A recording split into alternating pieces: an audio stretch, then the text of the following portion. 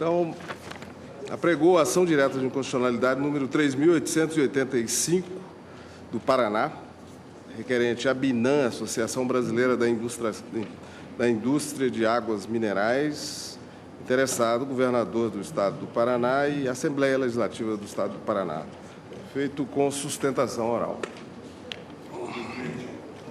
Nos autos da ação direta de inconstitucionalidade, com pedido de liminar, proposta pela Associação Brasileira de Indústria de Águas Minerais, em face da Lei 15.227, de 25 de julho de 2006, do Estado do Paraná, a qual dispõe que garrafões de água reutilizáveis poderão ser usados por empresas concorrentes, independentemente da marca gravada pela empresa titular do recipiente.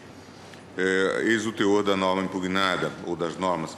A empresa titular da marca inscrita em garrafão de água reutilizável não poderá impedir a livre circulação do produto ou reutilização do recipiente, ainda que por empresa concorrente, ou criar por meio de marca, vínculo artificial com o consumidor, de maneira a impedir a ele a plena liberdade em adquirir o produto de quem lhe aprouver, desde que sejam observadas as seguintes regras. O garrafão de água tenha sido regularmente colocado no mercado e adquirido por consumidores, revendedores ou produtores, seja garrafão de água efetivamente reutilizável e do tipo padrão utilizado por todos os produtores. O produtor que, observando as regras estabelecidas nesta lei, reutilizar o garrafão de água, deverá nele colocar em destaque o rótulo com sua marca, através de rótulo comercial próprio, nos termos e prazos determinados pelas autoridades administrativas, de maneira a não causar confusão ao consumidor. Fica vedada a inscrição da marca de empresa nos garrafões de água reutilizáveis produzidos e distribuídos a partir da vigência desta lei. O não cumprimento desta lei sujeitará o infrator às seguintes penalidades: advertência, multa de R$ 2.000, multa de R$ 2.000 a cada reincidência. O Poder Executivo regulamentará esta lei para sua fiel execução, determinando o órgão competente para a fiscalização e o respectivo procedimento. A requerente alega, em síntese, que a norma impugnada estaria eivada de inconstitucionalidade formal, tendo em vista a violação à competência exclusiva da União para legislar sobre águas e também sobre jazidas, minas, outros recursos minerais e metalurgia. Artigo 22, incisos 4 e 12 da Constituição. Ademais, afirma que, mesmo que a matéria em comento fosse da competência concorrente entre a União e os Estados, já há legislação sobre o tema, o que tornaria a lei impugnada inconstitucional, conforme disposto no artigo 24, parágrafo 3º da Constituição Federal. Sustenta ainda que a referida lei, ao tratar sobre direito de marcas e patentes, assim como descriminalizar conduta já penalizada pela Lei 9.279, viola a competência privativa da União para legislar sobre direito penal, direito comercial e direito civil. Quanto à inconstitucionalidade material, alega que a lei estadual, ao vedar a inscrição da marca de empresa nos garrafões de água reutilizáveis produzidos e distribuídos a partir de sua vigência, viola o disposto no artigo 5º, inciso 29 da Constituição, porquanto as marcas e os sinais característicos estampados nas embalagens são inerentes ao seu próprio conteúdo. Adotei o rito do artigo 12 da Lei 9868.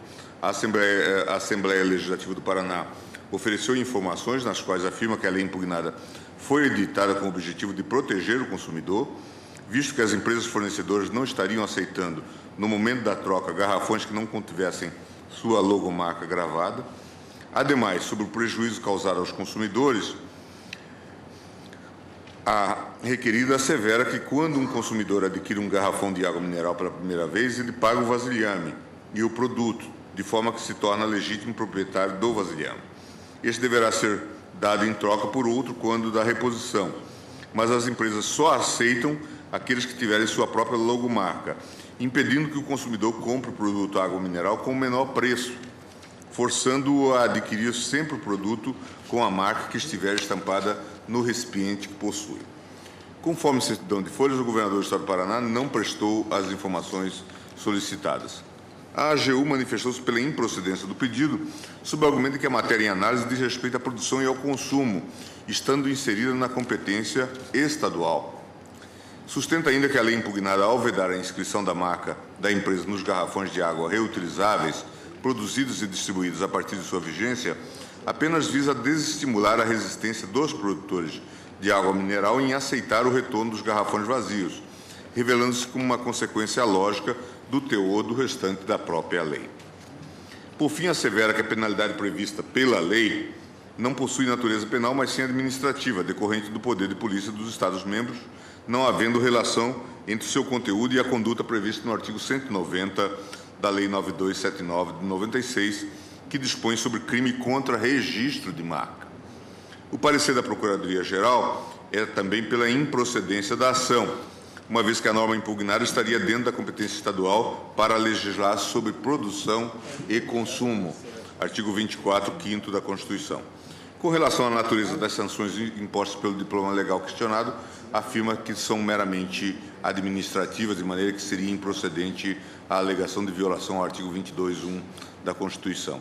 Presidente, esse é o relatório. Falará pela requerente a Binan, Associação Brasileira de Indústria de Águas Minerais, doutor Guilherme Moreira Rodrigues. Prestem a palavra.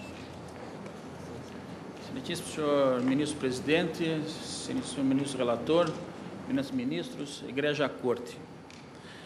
Essa lei estadual foi promulgada ainda no governo do Roberto Requião, logo após um julgamento desta Corte sobre um tema parecido ligado a botijões de gás liquefeito de petróleo, que foi a ADIM número 2359-4, relatada pelo eminente ministro Eros Grau.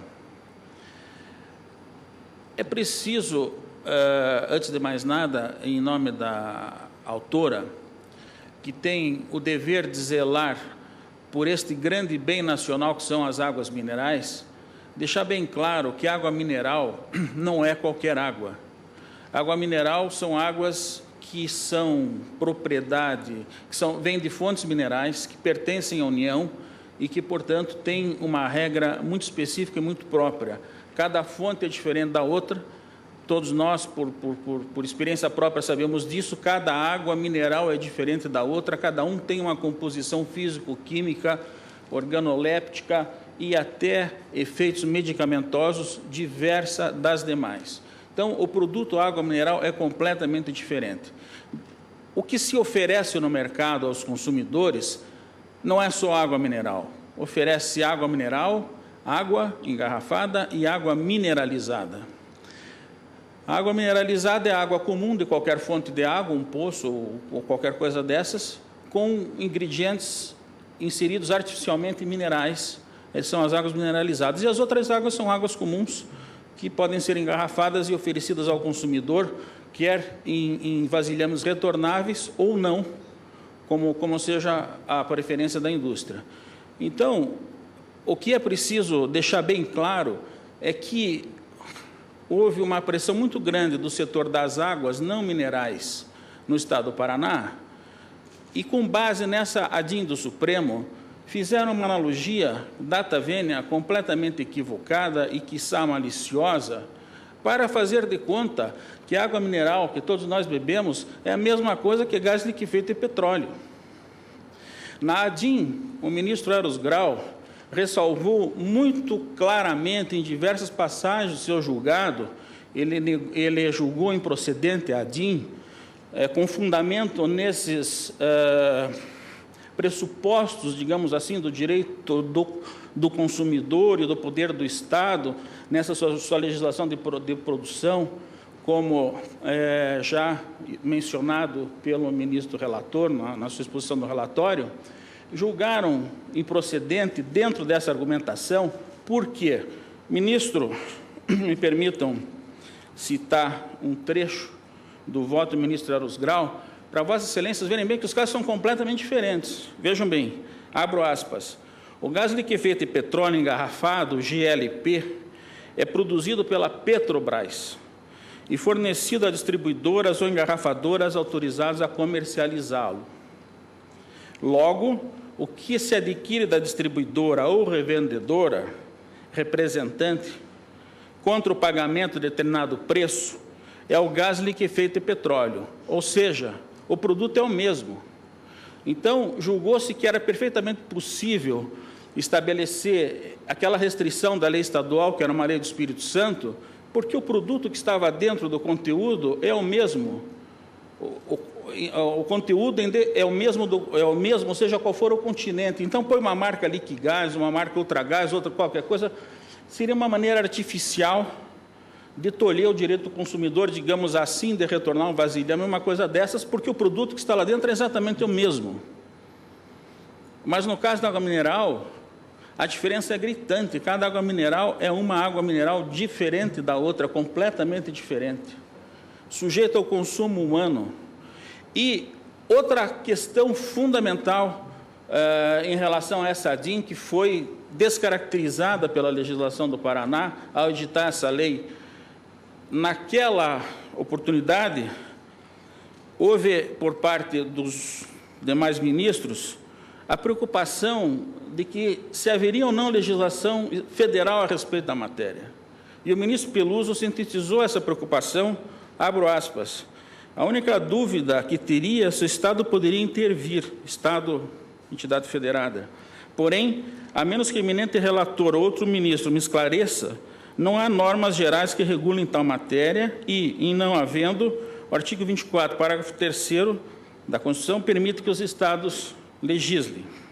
Então, lá também não havia nenhuma matéria sobre invasos de gás liquefeito e petróleo, sobre rotulagem, sobre vasilhame, não havia absolutamente nada naquela DIN.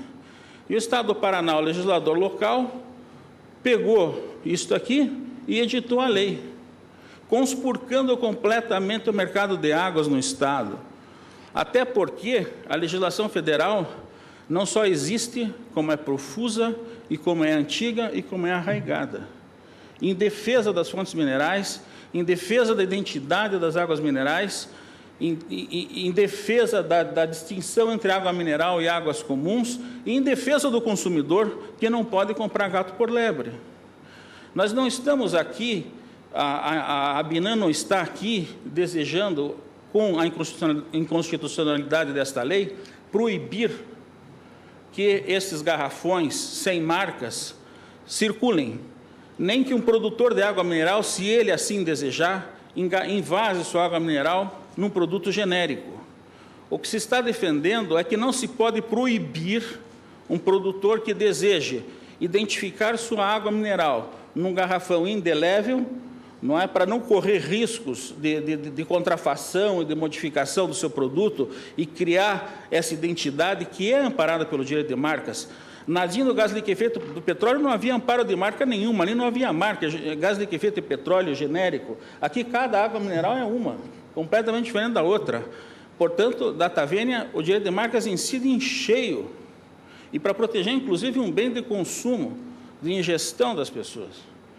Não, muito bem, é uma opção que a lei não poderia tirar do produtor de água mineral, é de circular, envasar o seu produto num garrafão com marcas indeléveis. Além disso, a legislação federal é profusa. Tem o Código de Águas Minerais, que vem desde 1945, recepcionado por todos os sistemas constitucionais, praticamente a mesma legislação consagrada. Código de Minas, a mesma coisa.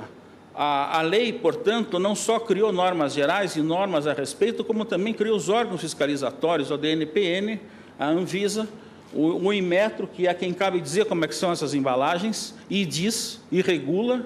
E vem o governador do Paraná e diz que pode fazer qualquer coisa, que eu posso pôr um rótulo em cima de um recipiente onde eu tenho uma marca de outro produtor, eu tenho um recipiente com a marca do produtor A, da água A, eu ponho lá um rótulo da marca B.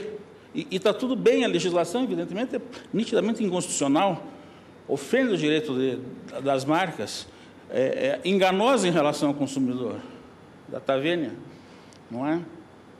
Então, a legislação federal existe e é profusa, e regula a matéria. E o legislador estadual diz que fica sujeito à fiscalização de órgãos que o Poder Executivo irá instituir. Quais sejam, ninguém sabe. Que fiscalização é essa, ninguém sabe. Então, o que aconteceu? Os produtores mais perniciosos fugiram à fiscalização no estado do Paraná porque diziam que não tinha órgão fiscalizador. O governador sancionou a lei da Assembleia diz que quem regula a matéria é um órgão que será criado, portanto, virou um Deus nos acuda. Ah, mas o órgão federal é responsável. Não, mas vai a legislação do Estado. O DNPN é responsável. A regulamentação do DNPN dos órgãos federais regulamenta o rótulo. Porque o rótulo da água mineral tem que ser fiel à fonte. Chega a ponto da minúcia de regulamentar o rótulo. Não é? E a legislação federal permite o duplo sistema, ou seja, a indústria, o industrial, o dono da marca, ele escolhe se ele quer circular o produto com vasilhames retornáveis com marcas indeléveis ou no genérico. É uma escolha dele e ele se organiza no seu processo industrial, no seu processo de controle de qualidade, no seu processo todo, para um sistema ou para outro, mas é uma liberdade que ele tem, é um direito que ele tem e é um interesse do consumidor. Se o consumidor, por sua opção própria, prefere um vasilhame genérico, muito bem, compra o vasilhame genérico, devolve e depois compra outra água naquele vasilhame como ele queira. Mas ele também não pode ser violado no seu direito de escolher um vasilhame mais fidedigno. Se fidelizar uma determinada marca que ele gosta mais, ou dois ou três, e ter segurança em relação àquele vasilhame melhor, vasilhame mais seguro, uma ligação com o produtor absolutamente segura. Esse sistema Data Vênia conspurca, porque tem um vasilhame, expõe um rótulo. Eu estava até vendo aqui no bebedouro aqui do tribunal, tem ali os vasilhames, uns rótulos que caem com a maior facilidade. Quem é que fez aquela água, se aquilo fizer mal para alguém? Ninguém sabe. Se eu tenho um vasilhame indelével com o nome do produtor, está ali quem fez a água. Ostensivo, vai ver quem fez a água, por que deu problema na água. Então, essa lei criou um sistema absolutamente pernicioso, usando o Data Vênia de uma má analogia em relação ao julgamento anterior que houve aqui do gás liquefeito de petróleo. A preocupação da ABINAM, então, é justamente com a saúde pública, com o direito dos seus afiliados, dos produtores de água mineral, e da identidade desse produto, que é um bem nacional da maior relevância. O Brasil é um dos países mais ricos do mundo em fontes de águas minerais, precisa preservar esse bem, zelar pela identidade e pela fidedignidade desse produto. E esse tipo de legislação, Data Vênia, cria todos esses problemas e viemos bater as portas desta Corte Suprema, justamente por entendermos que, neste caso, ao contrário daquela outra ação que dizia respeito ao gás liquefeito de petróleo, neste caso, sim, há uma ofensa à competência da União de legislar, porque é um produto mineral. Há uma ofensa gravíssima ao direito de marca, porque aqui há uma identidade do produto própria, não é? O conteúdo tem uma identidade e refletir essa identidade no continente não é um direito que não pode ser suprimido sob pena de violação do direito de marca. É completamente diferente da outra situação. E é até curioso, desculpe pela palavra, mas o parecer da douta Procuradoria na ação do Espírito Santo era pelo provimento. Era para que a ação fosse provida. Agora, porque teve aquele julgamento anterior, fez um parecer dizendo que aplique-se o julgamento do Espírito Santo. Mas, Data Vênia, não é possível aplicar o julgamento do Espírito Santo, o julgamento do gás liquefeito de petróleo em matéria de água mineral. Data Vênia, no caso da água mineral, ofende diretamente a competência privativa da União de legislar, ofende o direito de marcas frontalmente e também, no que diz respeito, poderia haver uma competência concorrente, também não se aplica porque a legislação tem, a União Federal tem profusa legislação, inclusive com órgãos específicos de controle instituídos por essa legislação, que exercem sua competência diuturnamente e que fazem por tornar mais segura a circulação da água mineral em todo o país. Por todos esses motivos, excelências, pedimos para que a ação seja julgada procedente e declarada a inconstitucionalidade da lei em questão. Muito obrigado. Agradeço, Vossa Excelência. Presidente relator. Presidente, como já foi destacado, a controvérsia suscitada nesta ação tem semelhança com aquela que foi analisada pelo Tribunal no julgamento da ADIM 2359 da relatoria do ministro Eros Grau, DJ do 12 de 2006, cujo acórdão possui o seguinte teor: ação direta de inconstitucionalidade, Lei 5652 do Estado do Espírito Santo, comercialização de produtos por meio de vasilhames, recipientes ou embalagens reutilizáveis, gás liquefeito de petróleo engarrafado, GLP, diretrizes relativas à requalificação de botijões, alegação de violação ao disposto nos artigos 5º, inciso 29 e 22, inciso 1 da Constituição, inocorrência. O Estado-membro detém competência legislativa para dispor a respeito das matérias de produção e consumo, artigo 24, inciso 5º, defesa do consumidor, artigo 170, 5º da Constituição. Não procede a alegação de violação à proteção de marcas e criações industriais. A lei impugnada não dispõe a respeito dessa matéria. O texto normativo questionado contém diretrizes relativamente ao consumo de produtos acondicionados em recipientes reutilizáveis, matéria em relação à qual o Estado-membro detém competência legislativa, artigo 24, inciso 5º da Constituição. Quanto ao gás liquefeito de petróleo, GLP, a lei impugnada determina que o titular da marca estampada em vasilhame, embalagem ou recipiente reutilizável não obstrua a livre circulação do continente. Estabelece que a empresa que reutilizar o vasilhame efetue sua devida identificação através de marca, logotipo, caractere ou símbolo, de forma a esclarecer o consumidor. Artigo 2º, referindo a esse caso dos botijões. A compra de gás da distribuidora ou de seu revendedor é operada concomitantemente à realização de uma troca operada entre o consumidor e o vendedor de gás. Trocam-se botijões, independentemente de qual seja a marca neles forjada. Dinamismo do mercado do abastecimento de gás liquefeito de petróleo. A lei utilizada limita-se a promover a defesa do consumidor, dando concreção ao disposto no artigo 170, 5º da Constituição do Brasil.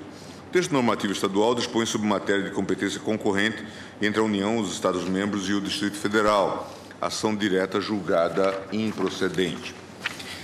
Naquela oportunidade, o plenário do Tribunal discutiu a questão da competência das unidades federadas em regular o fluxo de vasilhames e demais embalagens retornáveis, de modo a, através da aceitação compulsória dos recipientes, assegurar ao consumidor o direito de escolher, ante várias possibilidades de fornecedores, aquele que melhor satisfaz seus interesses. Com base nesse precedente, é possível afastar o primeiro argumento, a meu ver, levantado pelo requerente, de que a matéria tratada pela lei impugnada seria de competência exclusiva da União, ou seja, de que estaria ela abrangida pelos temas de águas, jazidas, minas, outros recursos minerais e metalurgia, artigos 22, 4 e 12 da Constituição. Como ficou consignado no voto do ministro relator, ministro Eros Grau, trata-se de diretrizes relativas ao consumo de produtos acondicionados em recipientes reutilizáveis.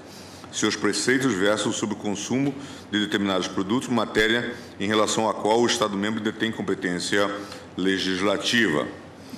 A matéria, portanto, é atinente à produção e ao consumo de competência concorrente entre a União, os Estados e o Distrito Federal. Como bem asseverou o Procurador-Geral da República, em verdade, as diretrizes a serem observadas na comercialização de produtos, no caso específico água mineral, acondicionadas em recipientes reutilizáveis, estão incertas nos limites abrangidos pelo tema produção e consumo, matéria de competência legislativa estadual, conforme prevê o artigo 24.5, também da competência estadual. Assim, ante a inexistência de legislação federal que imponha normas gerais sobre a circulação e reutilização de vasilhames e demais embalagens retornáveis, é plena a competência dos Estados para dispor sobre o tema. Também, nesse sentido, o advogado-geral da União afirmou o seguinte: convém destacar que nessa seara a competência dos Estados-membros é plena, uma vez que não existe legislação federal dispondo sobre normas gerais a respeito da reutilização de garrafões de água. Afasta-se também dessa forma os argumentos quanto à usurpação de competência privativa da União para legislar sobre direito civil e comercial. No que diz respeito à alegação de violação à competência da União para dispor sobre direito penal, tampouco é possível vislumbrar a inconstitucionalidade da norma impugnada. Como esclareceram as manifestações do AGU e do Procurador-Geral, as sanções previstas no artigo 4º da referida lei têm natureza meramente administrativa, não configurando qualquer usurpação da competência da União para legislar sobre direito penal. A meu ver, também, presidente, não há inconstitucionalidade por violação ao artigo 5º, inciso 29 da Constituição. A Lei 15.227, de 2006, do Estado do Paraná, deve ser entendida em seu propósito de proteger o consumidor, com consequentes limitações à livre concorrência e a outros direitos relacionados à liberdade de iniciativa e de desenvolvimento empresarial, como o de propriedade e utilização segura de marcas e signos distintivos. A questão está em saber, portanto, se essas limitações estão justificadas do ponto de vista da proporcionalidade, diante desse propósito de proteção do consumidor. Na aferição da proporcionalidade da limitação legal, a revisão de fatos e prognósticos legislativos cumpre papel importante. As informações da Assembleia Legislativa do Paraná justificam a edição da lei estadual nos seguintes termos. A iniciativa tem como justificativa o prejuízo aos consumidores em infringência ao Código de Defesa do Consumidor, quando, na oportunidade de reposição do produto, as empresas fornecedoras não aceitam garrafões de água se estes não contiverem sua logomarca diretamente gravada no vasilhame, ferindo assim o direito de escolha do produto com menor preço. Quando um consumidor adquire um garrafão de água mineral pela primeira vez, isso é a informação da Assembleia Legislativa, ele paga o vasilhame e o produto, de forma que se torna legítimo proprietário do vasilhame. Este deverá ser dado em troca por outro, quando da reposição, mas as empresas só aceitam aqueles se tiverem sua própria logomarca, impedindo que o consumidor compre o produto água mineral com o menor preço, forçando-o a adquirir sempre o produto com a marca que estiver estampada no recipiente que possui.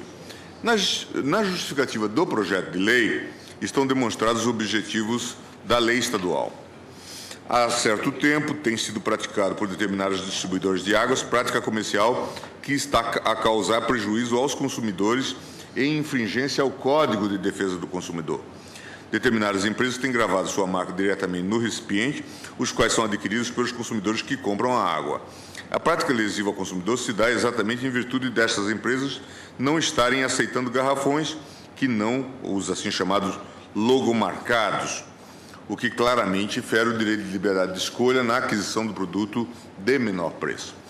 Ao aceitarem somente os recipientes logomarcados, as empresas de água estão criando ardilosamente um mecanismo que obriga o consumidor a comprar água somente da empresa cuja marca está estampada, criando um regime de fidelização, compulsória, visto que outra empresa, ainda que tenha o preço mais barato, não poderá receber o garrafão da concorrente, uma vez que não há garantia que a empresa cuja marca está estampada irá aceitar de volta o recipiente.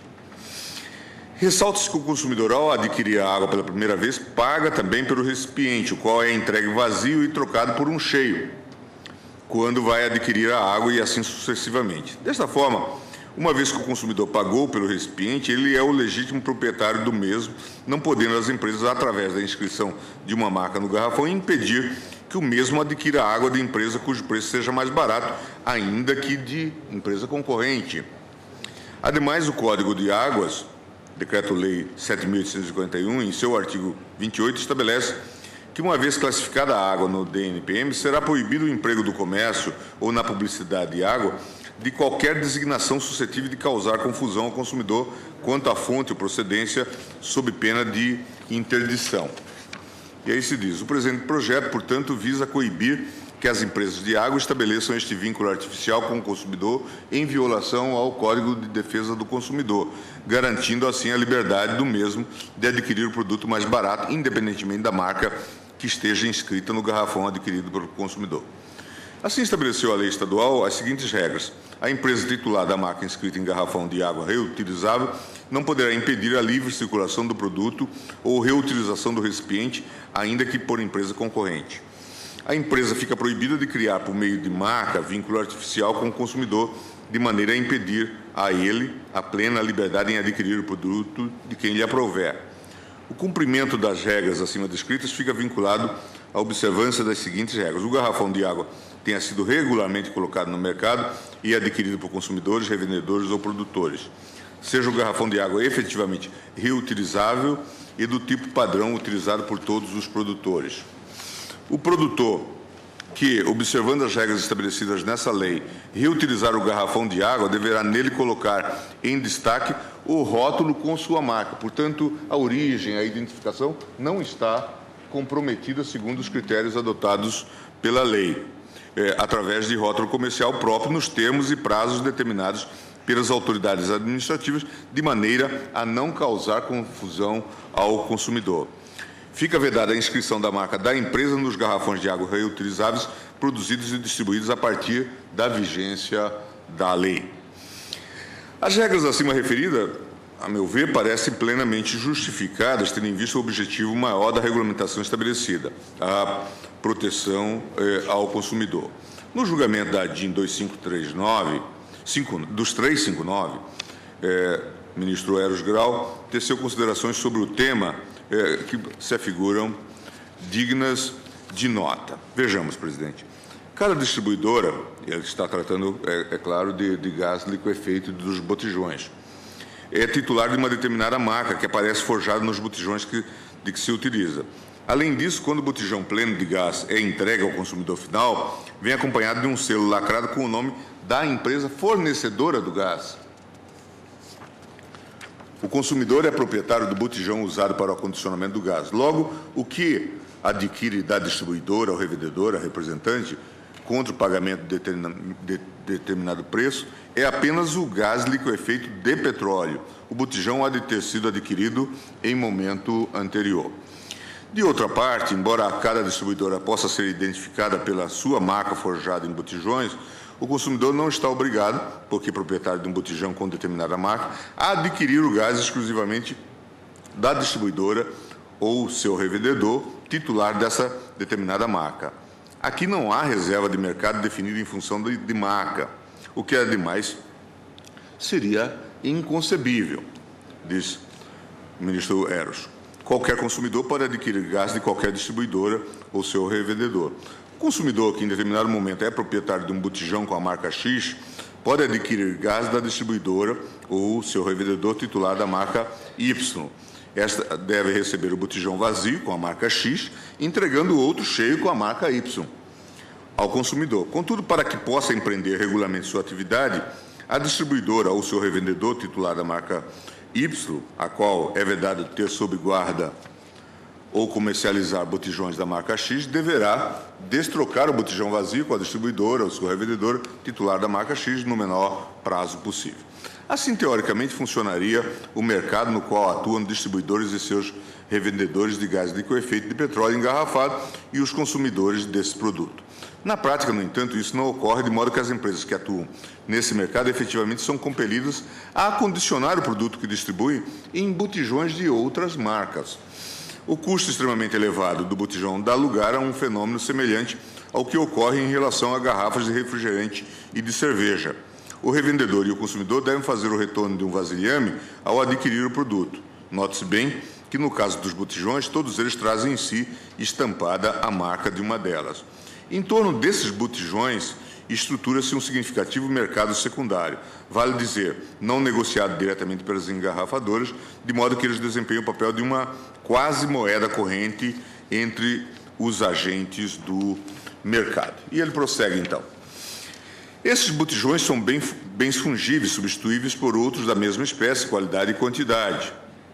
Outros, sim, a aquisição do produto supõe que o consumidor seja proprietário de um determinado botijão de gás.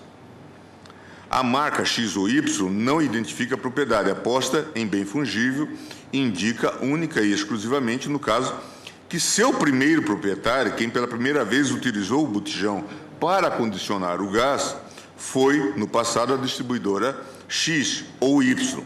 vendido o botijão ao consumidor, sua propriedade passa a ser do consumidor. A distribuidora perde a propriedade que dele detivera. A compra de gás da distribuidora ao seu revendedor é operada concomitantemente à realização de uma troca operada entre o consumidor e o vendedor de gás. Trocam-se botijões, independentemente de qual seja a marca neles forjada. E isso decorre da própria mecânica viabilizadora do dinamismo do mercado de que se cuida. O abastecimento de gás de liquefeito de petróleo não se poderia fluentemente realizar sem que essas trocas, contratos pelos quais as partes se obrigam a dar uma coisa por outra, que não seja o dinheiro, independentemente da marca que em cada botijão tenha sido forjada, livremente se realizassem. E o ministro Herges, então, prosseguia no seu voto dizendo: isso importa em que o revendedor que recolha no mercado determinado botijão vazio, ao trocá-lo por outro, este pleno de gás, passe a ser titular do domínio do botijão que recolheu, ainda que nele esteja forjada a marca de qualquer distribuidora ou de distribuidora da qual não seja ele revendedor. Era titular do domínio do botijão cheio, passa, à mercê da troca, a ser titular do domínio do botijão vazio que recebeu. A marca não identifica a propriedade, senão aquele que pela primeira vez o utilizou para acondicionar gás. É bem verdade que no caso dos botijões de gás, de forma distinta, não há uma diferenciação nítida do conteúdo de cada recipiente entre as diversas marcas. O gás liquefeito de petróleo, produzido pela Petrobras, é fornecido indistintamente a qualquer distribuidor. A autora, a Associação Brasileira da Indústria de Águas Minerais, traz argumentos importantes no sentido de que cada água mineral possui uma origem, fonte e uma composição química ou uma propriedade físico-química diferente da outra, assim como ação medicamentosa específica, de forma que as marcas e sinais característicos estampados nas embalagens devem ser inerentes ao seu próprio conteúdo. Segundo a entidade, portanto, não pode a lei proibir que o produtor identifique o recipiente de água com marcas e sinais distintivos da qualidade e originalidade de seu produto.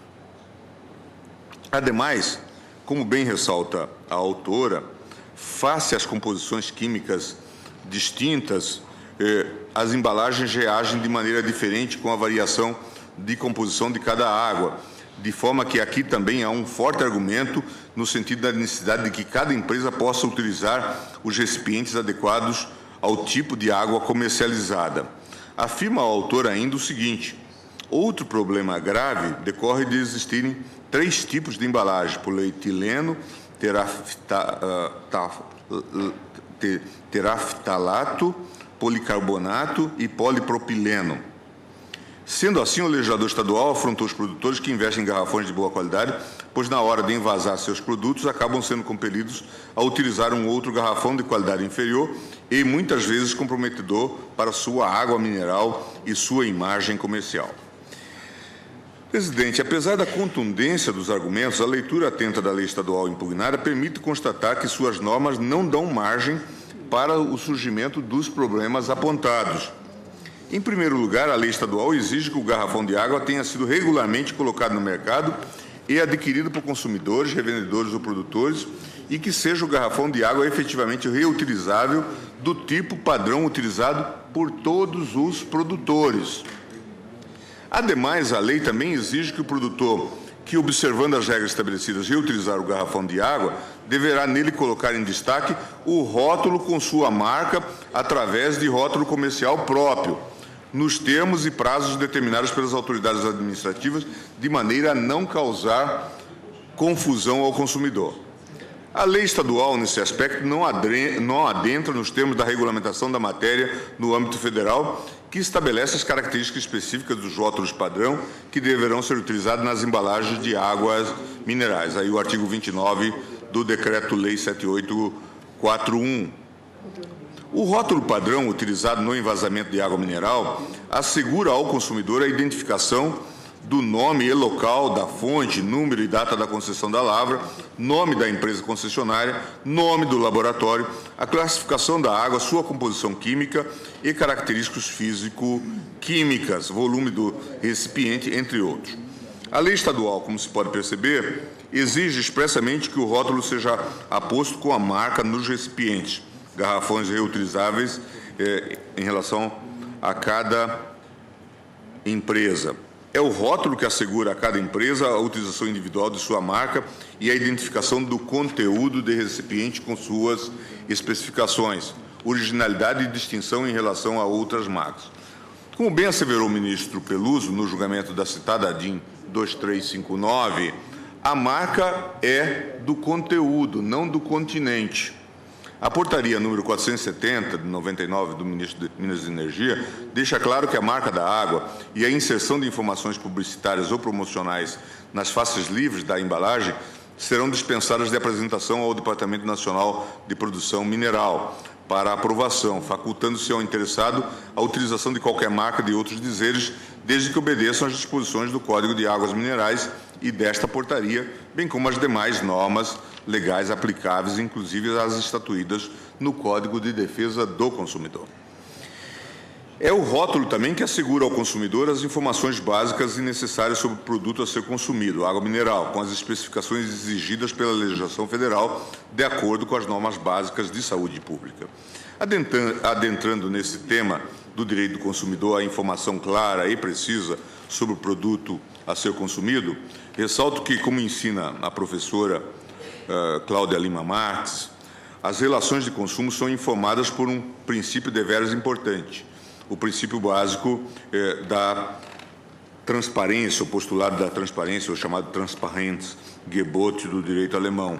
Segundo a autora, transparência significa informação clara e correta sobre o produto a ser vendido, sobre o contrato a ser firmado.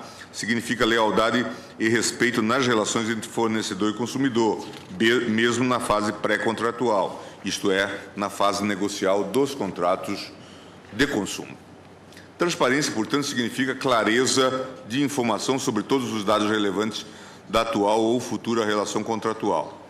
De acordo com a professora Cláudia Lima Marques, com a positivação de tal princípio, pretendeu o legislador evitar qualquer tipo de lesão ao consumidor, pois, sem ter conhecimento do conteúdo do contrato, das obrigações que estará assumindo, poderia vincular-se a obrigações que não pode suportar ou que simplesmente não deseja. Assim, esclarece a autora que o sentido e o fim, Sinn und Zweck, do mandamento, como denominam os alemães a ratio legis, pode ser reduzido à tradicional procura verdadeira e livre vontade do consumidor. E conclui. Visto deste ângulo, o ideal de transparência seria apenas uma nova e, sem dúvida importante, pré-condição para que o consumidor possa manifestar sem medo e livremente sua vontade e realizar, ao fim, suas expectativas legítimas, aquelas que o levaram a, informado devidamente sobre o produto ou serviço, ciente dos seus futuros direitos e deveres contratuais, escolher aquele fornecedor como seu parceiro contratual. Como nem todos os contratos entre o fornecedor e o consumidor levam ao estabelecimento de relações contratuais, a transparência deve ser uma nova e necessária característica de toda manifestação pré-contratual do fornecedor no mercado, desde a sua publicidade, vitrines, o seu marketing em geral, suas práticas comerciais, aos contratos ou às condições gerais contratuais que pré-redige, as informações que seus prepostos e representantes prestam, etc., o que bem demonstra a abrangência do novo mandamento. O princípio da transparência rege o momento pré-contratual, rege a eventual conclusão do contrato. É mais do que um simples elemento formal, afeta a essência do negócio, pois a informação repassada ou requerida integra o conteúdo do contrato. E aí menciona os artigos 30, 33, 35, 46 e 54. Ou, se falha, representa a falha na qualidade do produto ou serviço oferecido. Tal princípio concretiza a ideia de reequilíbrio de força nas relações de consumo, em especial na conclusão de contratos de consumo impostos pelo CDC, como forma de alcançar a almejada justiça contratual. A lei impugnada não impede a observância dessas normas, digo eu. Como seu próprio preâmbulo esclarece, a lei estadual apenas dispõe que garrafões de água reutilizáveis poderão ser utilizados por empresas concorrentes, independentemente da marca gravada pela empresa titular do recipiente. É óbvio que, por algum tempo, em período de transição, haverá o indesejado problema de aposição de rótulos de determinada marca sobre recipientes, garrafões forjados com outra marca. Trata-se, sem embargo, de um problema meramente secundário, pois, como explicado, é o rótulo e não o recipiente em si que assegura o respeito a normas básicas de informação ao consumidor e de saúde pública, assim como garante o uso da marca a partir de decisão de cada empresa. Ademais, a inutilização paulatina desses recipientes antigos fará permanecer no mercado apenas os recipientes genéricos, sem qualquer marca tipo ou tipo padrão. A própria lei estadual veda a inscrição de marca da empresa nos garrafões de água reutilizáveis produzidos e distribuídos a partir de sua vigência. Aliás, convém considerar que será de interesse do próprio consumidor adquirir um garrafão sem assim dito genérico. Não é, por isso, também possível vislumbrar, portanto, qualquer violação ao artigo 5º, inciso 29 da Constituição. Presidente, assim, com base nessas considerações e acompanhando nesse ponto também a manifestação da advocacia e o parecer do Procurador-Geral, manifesta-me no sentido da improcedência da ação direta. Se me permite apenas uma ponderação, é que nós ficamos sem quórum para o julgamento da matéria, porque está impedido o ministro Dias Toffoli. Talvez fosse interessante, presidente, projetar a apreciação para quarta-feira, né? Podemos suspender, né, e retomar na quarta-feira. Está suspenso o julgamento. Aí vai ter que repetir para a ministra Carmen Lúcia, ou então mandar o voto para a ministra Carmen Lúcia, nem para o ministro Ricardo, que não ouviu integralmente, né? Nós ouvimos, né? Ou talvez distribuir até, distribuir o voto do relator. Houve sustentação e... distribui o voto para poupar aí a voz do Adicional ministro. de insalubridade. Por falar em insalubridade, alguém tem alguma lista? Ministro Celso, qual a lista? Antes de encerrar, vamos... Lista 1 e 2, o tema é o mesmo. 1 e 2. Listas 1 e 2. Apregou as listas 1 e 2 do ministro Celso de Mello. Senhor presidente, são decisões que julgaram improcedente reclamação promovida por pessoas estatais, Estados-membros, União Federal, empresas públicas, em que se alega descumprimento e transgressão ao efeito vinculante no exame da ADC 16, não é? Resultante da ADC 16, e inobservância também da súmula vinculante 10, que cuida da reserva de plenário. São, na verdade, situações inocorrentes na espécie, por isso mesmo entendi inviáveis as reclamações. Proferida a decisão, que invoca e que se apoia em diversos precedentes, sobreveio a interposição de todos esses agravos regimentais, senhor presidente, a que eu nego provimento. A divergência? Não havendo, procuramos resultado. Em ambos os casos, para todos os processos constantes das listas 1 e 2 do ministro Celso de Mello, a proclamação é a seguinte: improvidos os recursos. Ministro Marco Aurélio. Agravo regimental nos embargos de divergência, nos embargos de declaração, no agravo regimental, nos embargos de divergência, no agravo regimental, no agravo de instrumento 548.735. O que pretende o agravante é o afastamento da multa imposta pela litigância de má-fé. Presidente, a própria nomenclatura do recurso já revela essa litigância. Eu estou desprovendo o agravo, mantendo a multa. Todos de acordo? Recurso desprovido.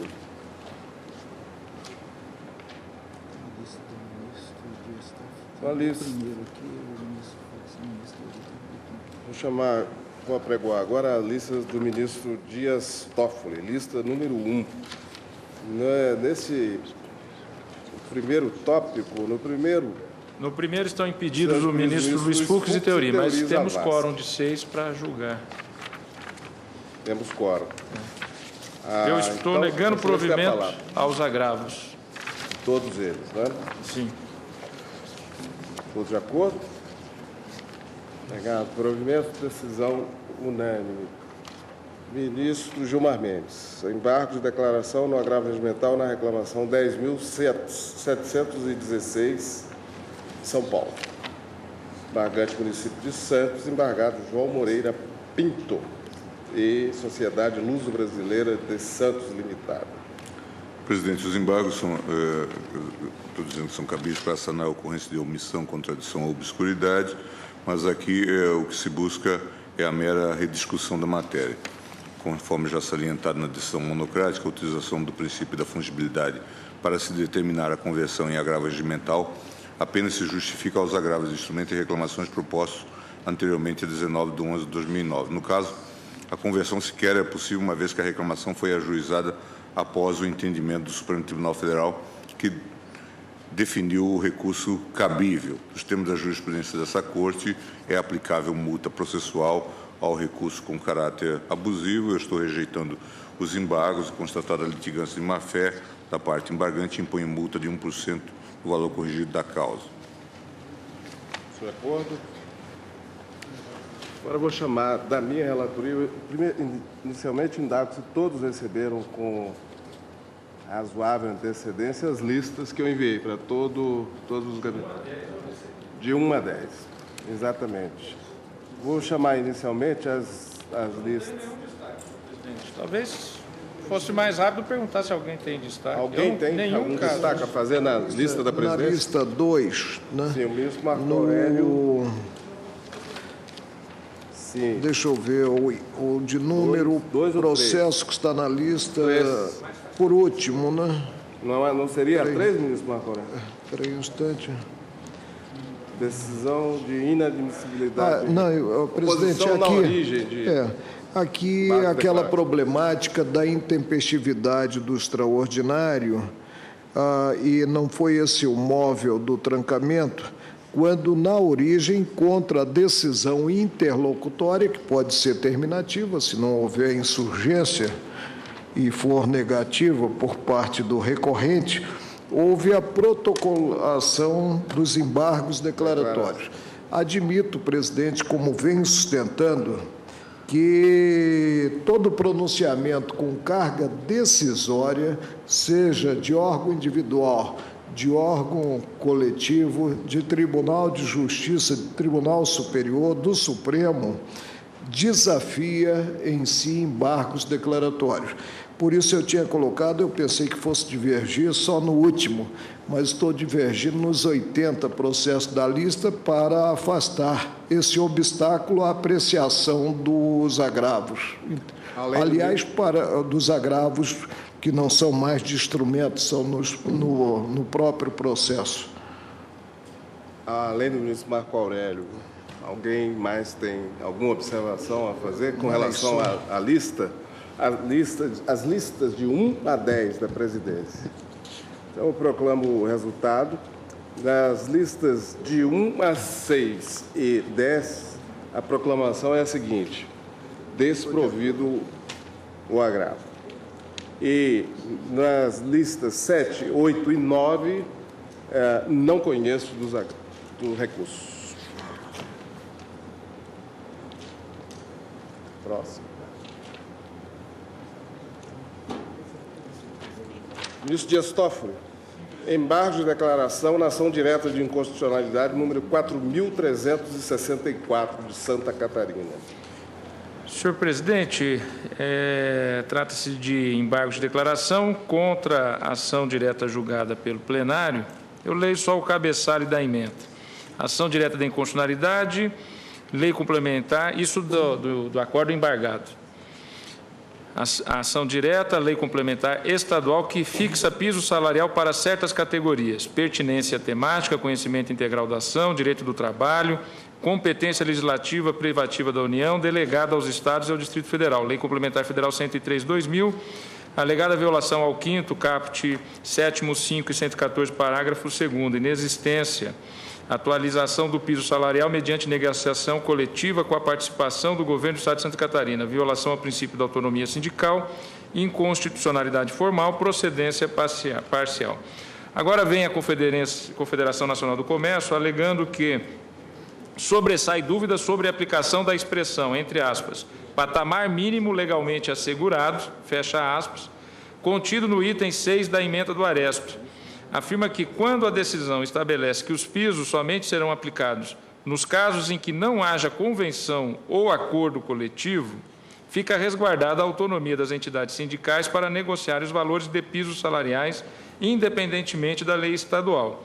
Entretanto, na segunda parte fica a dúvida, uma vez que consta a expressão, sub aspas, desde que respeitado o patamar mínimo legalmente assegurado.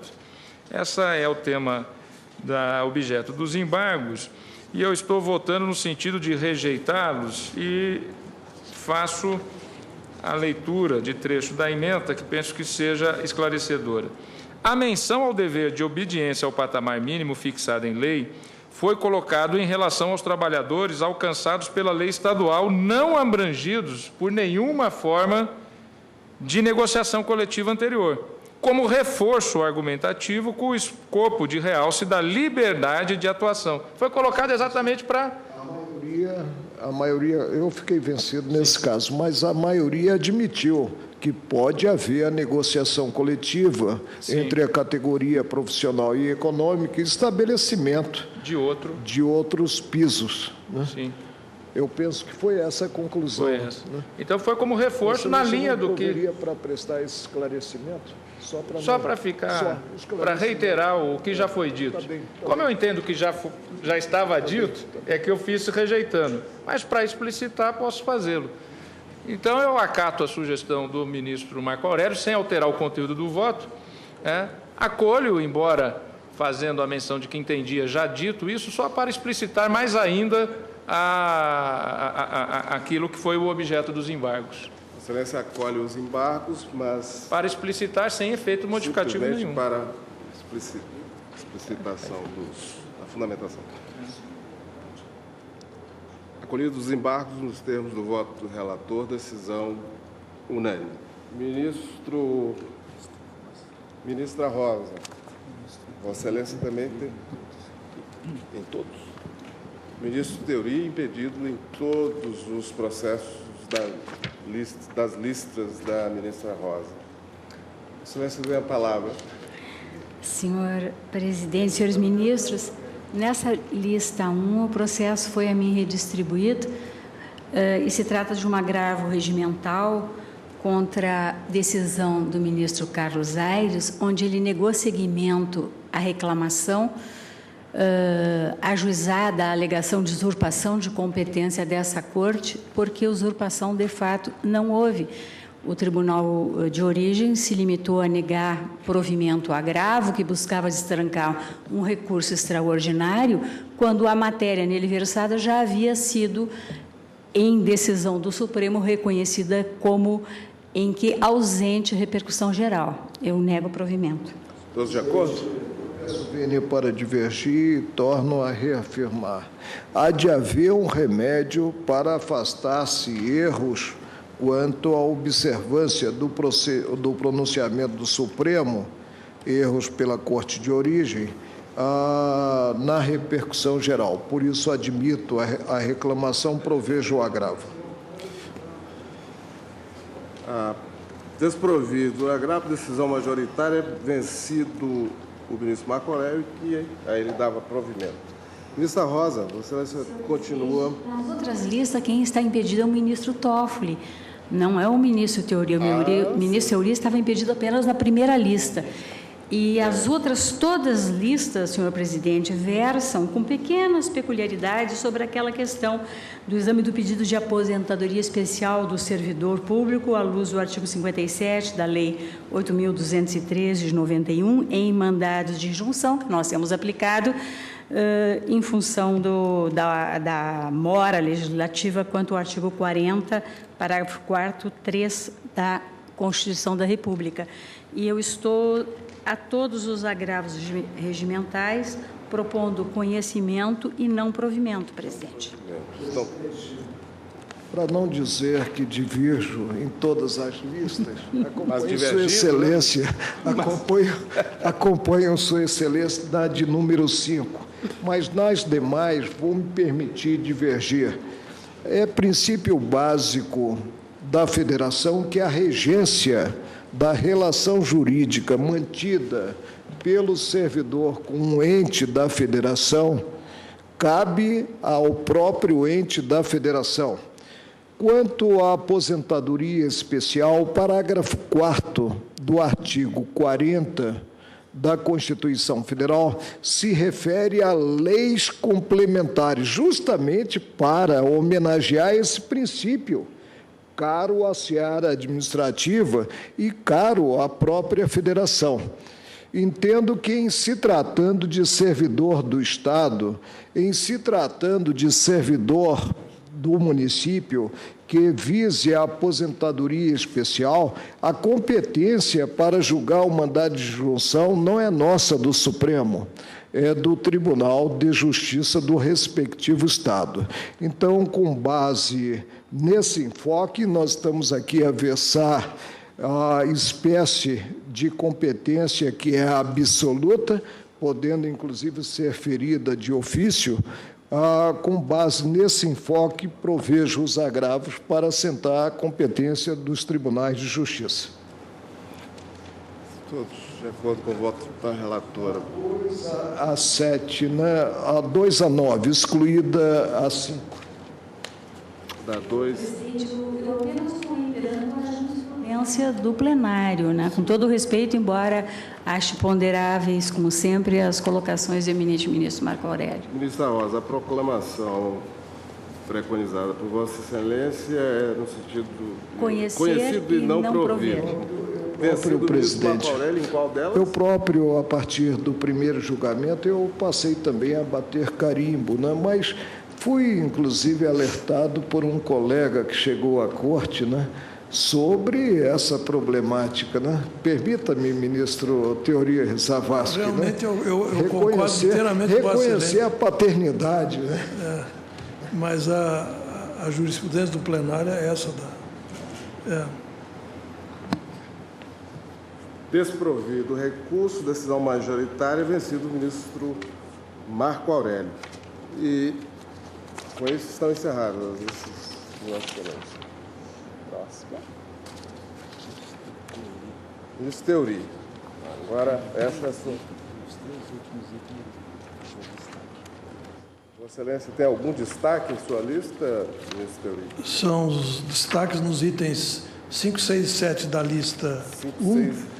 A matéria é a mesma, nos 3, são agravos regimentais e mandado de injunção, que visam a regulamentar o artigo 37(10), aquele reajuste geral anual.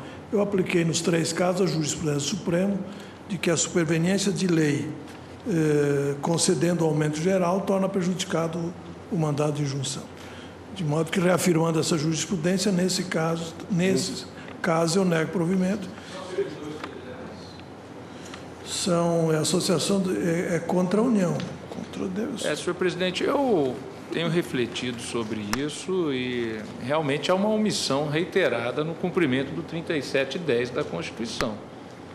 Na medida em que o dispositivo diz que haverá uma revisão da recomposição do poder de compra para os servidores públicos. E acabamos de decidir, na sessão de hoje, de maneira mais larga do que aquilo que eu votei, a respeito da correção monetária de requisições de pequeno valor.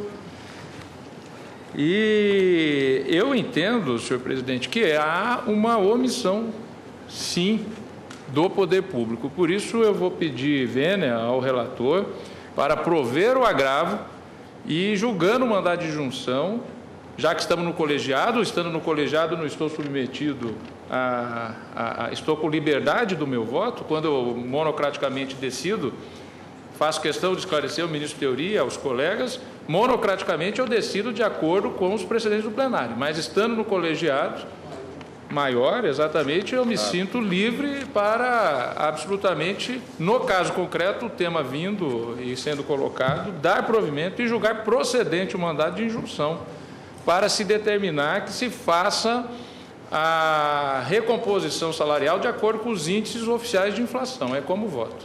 Presidente,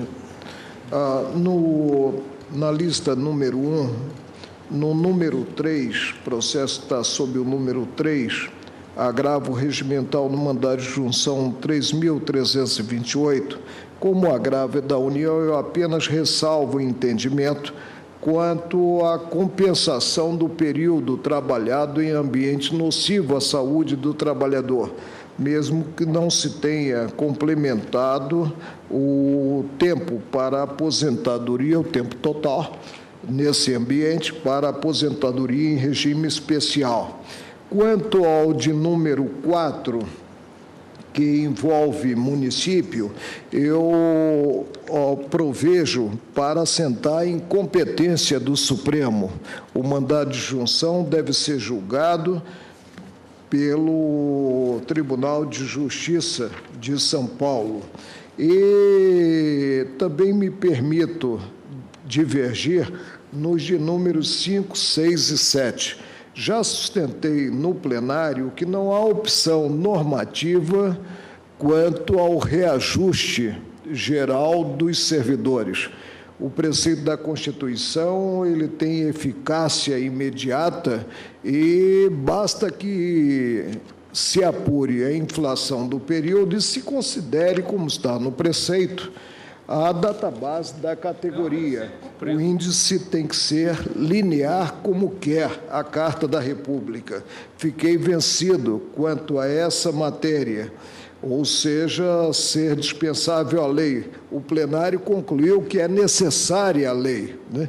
E essa lei, como ressaltado pelo ministro Dias Toffoli, até hoje, ela não veio com a suficiência necessária para repor-se, simplesmente repor-se o poder aquisitivo dos servidores. Hoje os servidores ganham, prestando os mesmos serviços, o que não paga, o que pagava anteriormente.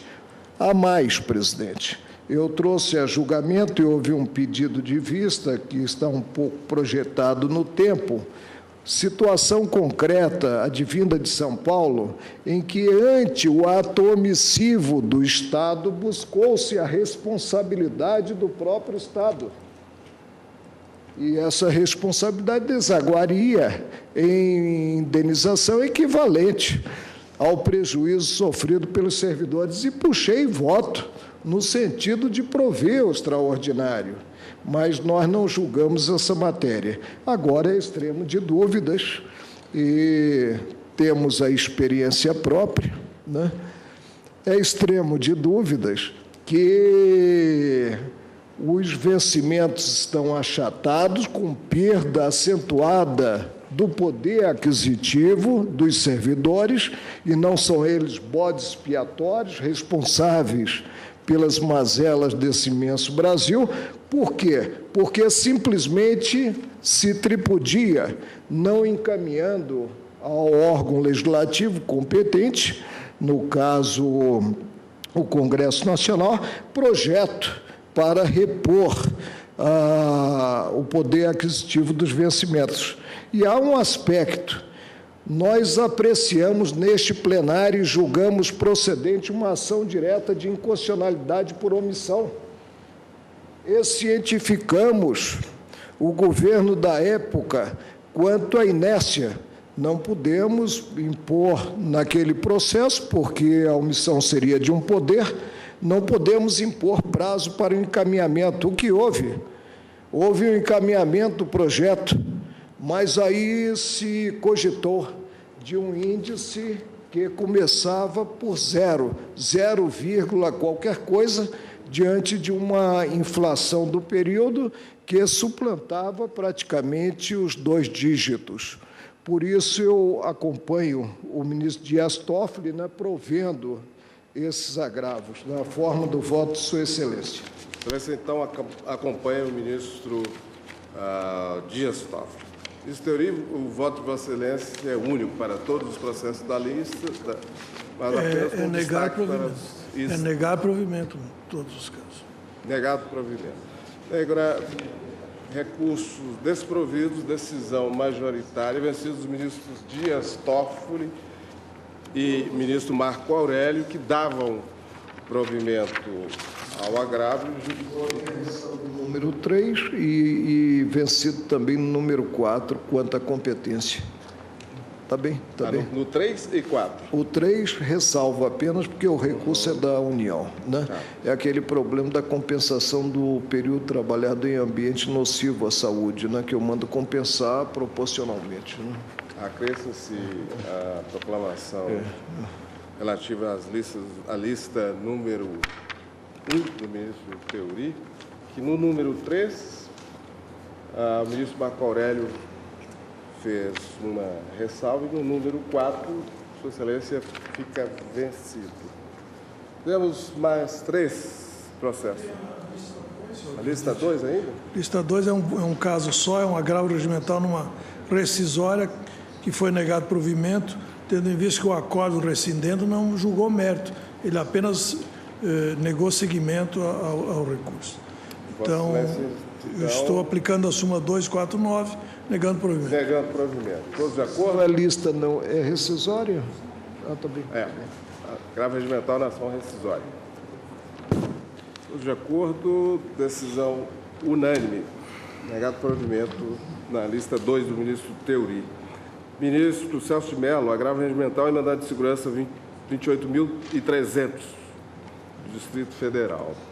Senhor presidente, eu, trata-se de agravo regimental interposto contra decisão por mim proferida que não conheceu do mandado de segurança pelo fato de o mandado de segurança haver sido impetrado contra o CNJ em matéria em que o CNJ nada dispôs, nada proveu, nada deliberou, apenas disse o seguinte: essa é a matéria que está sujeita, foi judicializada, e eu não posso, portanto, me pronunciar sobre ela, sob pena de haver conflito, não é, de deliberações, uma deliberação meramente administrativa do CNJ e uma decisão do Poder Judiciário impregnada de conteúdo jurisdicional.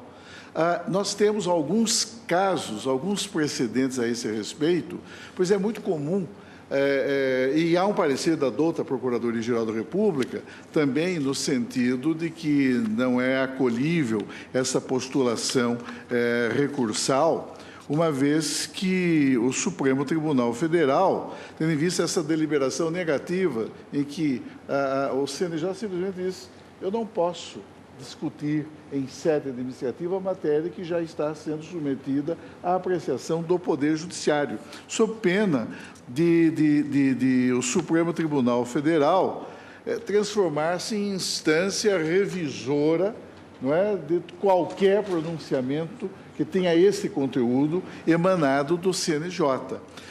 Sobreveio a interposição deste recurso de agravo e eu a ele nego o provimento, mantendo a decisão. Está em jogo a inadequação do mandado de segurança? Exatamente. Presidente, eu vou pedir... Porque não, desculpe, não, apenas não. O que eu salientei foi o seguinte, que não havia que se cogitar de ofensa a direito líquido e certo. Eu acompanho integralmente, Vossa Excelência. Porque não havia nenhuma Eu só teria dúvida, por isso eu perguntei, porque eu conheço a sua concepção também, eu só teria dúvida, né, de se afastar o mandado de segurança contra ato omissivo. E ele, em tese, é cabível. É que simplesmente não há lesividade alguma nessa manifestação do CNJ. E o CNJ agiu de acordo com o entendimento que me parece plenamente compatível com o nosso sistema. A forçá-lo a apreciar a matéria. Exatamente, tanto que está pacificado o entendimento nesse CNJ de que não se aprecia a matéria judicializada com o fito de evitar decisões conflitantes. Né? Esse é o teor do pronunciamento. Então, eu nego o provimento. Todos de acordo. Negado o provimento, decisão unânime. Ministro Dias Toffoli. Embargos de declaração no recurso extraordinário número 465.130 do Rio Grande do Sul. Senhor presidente, tema que o ministro Marco Aurélio tem posição diferenciada do colegiado. Prazo de interposição dos embargos de declaração de 5 dias começa a fluir a contar da publicação do acórdão. A interposição do apelo antes de ocorrida tal publicação acarreta a intempestividade do recurso, a extemporaneidade. Por isso, eu não conheço dos embargos de declaração. Vênia, para divergir, nós estamos acostumados a glosar a situação concreta em que se extravasa o prazo para a prática do ato. Aqui, o jurisdicionado se antecipou, tomou conhecimento da decisão proferida e não esperou a intimação ficta. Tomou conhecimento, certamente, conhecimento direto da decisão. Por isso, eu penso que não cabe a glosa pela antecipação na protocolação dos embargos. Peço vênia para divergir. Obedeço a jurisprudência do plenário, ressalvo Salve, senhor presidente, porque me parece que não tem realmente sentido algum em não aceitar um recurso precoce. Sim. É duro porque o que ocorre é que os brasileiros em geral deixam para a última hora a prática do ato, mas há aqueles que se antecipam. Atualização. Seria uma intempestividade por prematuridade, né, do recurso. E eu também, na turma, ressalvo. Então, eu acho que aqui as ressalvas são maiores que o... Sentada ter maioria E já temos. de ressalvas. Né? Aí não dá. E já temos. Fragiliza bastante o precedente, né?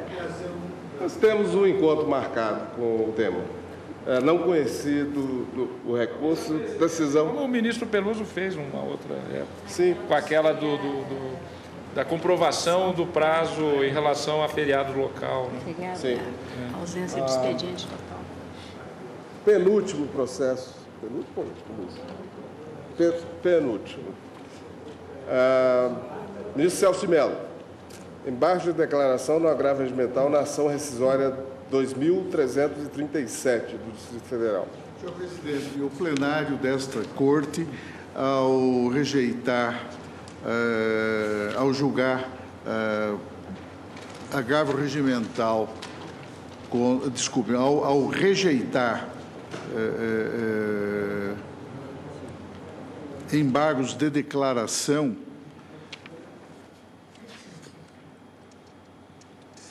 não, desculpe, foi agravo regimental. O plenário desta Corte, exatamente, o plenário desta Corte, ao julgar agravo regimental contra a decisão monocrática que apreciou a ação rescisória, proferiu julgamento consubstanciado em acórdão assim emendado. O direito à rescisão da sentença de mérito ou do acórdão, qualquer que seja o fundamento da ação rescisória, extingue-se após consumado o prazo decadencial de 2 anos, cujo termo inicial passa a fluir da data do trânsito em julgado do acórdão do ato sentencial. O caráter preclusivo e extintivo do prazo decadencial, dentro do qual deve ser promovido o ajuizamento oportuno da ação rescisória, impede, uma vez consumado in albis esse lapso de ordem temporal, que se impugna res iudicata. Eis que, decorrido o biênio, sem a propositura da rescisória, afirma Frederico Marques, a coisa soberanamente julgada, jurisprudência.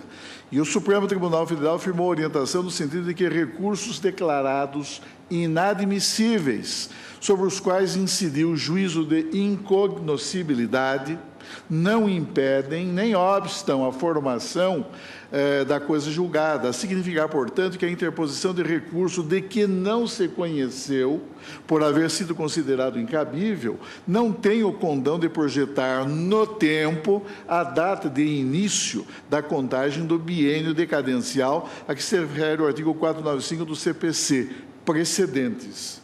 Essa, por exemplo, é a doutrina sustentada pelo professor Barbosa Moreira, porque ele aponta que o juízo de admissibilidade tem efeito declaratório, portanto, tem eficácia ex tunc. Então, ele afirma que o recurso já não era admissível. É verdade. Preternitamente. E, nesse sentido, é a jurisprudência do Supremo Tribunal Federal. No entanto, a parte ora recorrente inconformada opôs a esse acórdão os presentes embargos de declaração, sustentando que, apesar de a parte dispositiva constante do acórdão rescindendo constar como não conhecidos, está lá, não é?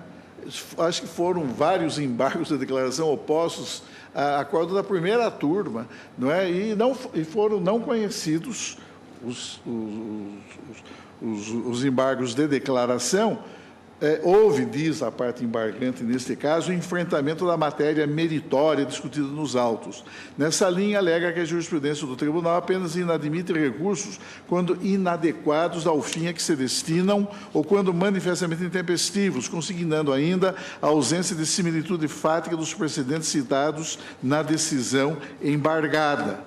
No entanto, o exame dos autos evidencia que o acórdão ora embargado é corretíssimo, enfrentou todas essas questões e demonstrou que o acórdão da primeira turma efetivamente não conheceu daqueles embargos de declaração. Excelência, me permite, eu não sei se o ministro Joaquim Barbosa foi aluno, né, de José Carlos Barbosa Moreira. Fui colega de faculdade. Colega de faculdade. Eu não fui aluno porque eu fiz nacional e não o UERJ, mas o ministro Luiz Fux foi e é meu mestre até hoje, o José Carlos Barbosa Moreira. E ele diz, na obra em que ele comenta artigos do Código de Processo Civil, da forense, que recurso inadmissível é o vocábulo utilizado por ele. Não tem o efeito de empecer. Empecer é o vocábulo que ele utiliza, a coisa julgada. Ministro Marco Aurélio? E hoje eu disse aqui que nós não podemos interpretar a norma, né, de forma a beneficiar aqueles que apostam na morosidade da justiça. Ministro Marco Aurélio, ao fundamentar a minha decisão, e isso consta do acórdão ora embargado, eu reproduzi alguns precedentes, dois em particular da lavra de Vossa Excelência, e de cuja ementa consta a seguinte passagem: decadência, ação rescisória, biênio, termo inicial. O termo inicial de prazo de decadência para a propositura da ação rescisória coincide com a data do trânsito em julgado do título rescindendo. Recurso in negrito. Recurso inadmissível não tem o efeito de empecer. Não, de Vossa Excelência, eu tenho impressão. Não é? Ah, não, desculpa, é meu. O grifo é meu. Vossa Excelência está fazendo escola. Não, eu coloquei aqui, grifei. Mas, enfim, constou dessa ementa, recurso inadmissível não tem o efeito de empecer a preclusão. Comentários ao CPC, José Carlos Barbosa Moreira, volume 5º, etc. e tal. E foi exatamente isso que ocorreu. Nesse caso, a primeira turma do Supremo rejeitou os primeiros embargos de declaração, rejeitou os segundos embargos de declaração opostos a um acórdão prolatado no RE tal, relator pertence, havendo sido deduzidos posteriormente os terceiros embargos declaratórios, estes não conhecidos pela primeira turma, porque reputados inadmissíveis e procrastinatórios, os terceiros, com a consequente imposição de sanção processual de índole pecuniária no seu grau máximo, indecisão, blá, blá, blá, que está aqui, e de que foi relator o ministro Dias Toffoli, o relator dos terceiros embargos de declaração não conhecidos. Portanto, não houve simplesmente qualquer apreciação do fundo da controvérsia. Foram reputados inadmissíveis, não é mesmo? E há uma certidão do trânsito em julgado nesses autos. E o ajuizamento da ação rescisória sobreveio em momento posterior ao trânsito em julgado. E foi nesse sentido que eu julguei monocraticamente, ao não conhecer da ação rescisória, o agravo regimental foi improvido por este plenário e agora sobrevieram os presentes embargos de declaração que eu rejeito. Todos de acordo? Rejeitados. Embargos, decisão unânime. Último processo está sentada. Ministro Celso de Mello. Agravo regimental e mandado de segurança número 30.145. Senhor presidente, essa é uma questão que já tem sido submetida ao plenário do Supremo Tribunal Federal, tem merecido, inclusive, decisões também monocráticas dos eminentes ministros desta Corte, desde a ministra Ellen Grace, passando pelo ministro Dias Toffoli, ministra Rosa Weber, ministra Carmen Lúcia, Vossa Excelência, senhor presidente, eu próprio, e também decisões do plenário do Supremo Tribunal Federal, como aquela